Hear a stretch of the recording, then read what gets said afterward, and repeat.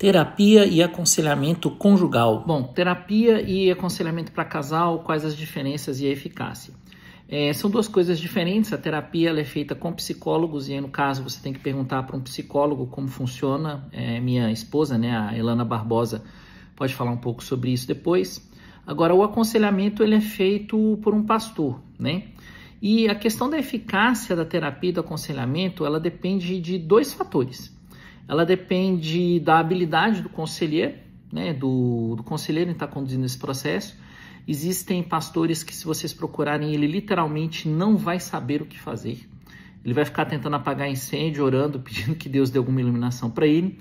Enquanto um bom conselheiro, um bom pastor, ele vai ter uma metodologia, né, que ele vai usar para tentar entender qual é o problema do casamento de vocês. Mas o segundo fator, eu diria que é até mais importante, é o seguinte: o tanto que o casal, as duas pessoas estão realmente dispostas ou não a salvar o casamento. Porque, pelo menos dentro da minha experiência, o que eu vejo é o seguinte: quando os dois querem que o casamento seja salvo, o casamento vai ser salvo, né? O que o conselheiro muitas vezes vai fazer é simplesmente ajudar eles a encontrarem o caminho para que isso aconteça. Agora, quando você precisa convencer um dos dois a querer salvar o casamento, aí realmente fica uma coisa muito complicada.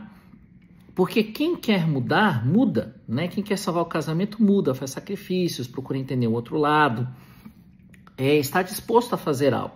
Agora, quando a pessoa não quer salvar o casamento, ela tem dúvida: eu não sei se eu quero salvar o meu casamento ou não, estou em dúvida se eu quero continuar nessa relação ou não.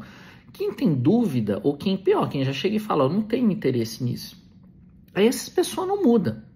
E se a pessoa não mudar, o casamento ele dificilmente continua, pelo menos um casamento de qualidade, né? Ele pode até continuar aquele casamento morno, ou frio, ou até de fachada, que ele permanece por conta de filho, permanece por conta de medo da igreja, por conta de medo do que a família vai dizer, esse tipo de coisa, mas é um casamento sem qualquer tipo de qualidade, onde somente uma das pessoas está batalhando para manter o casamento, e aí ela tenta se acomodar ao outro, né? Aquilo que o outro é capaz de fazer ou não.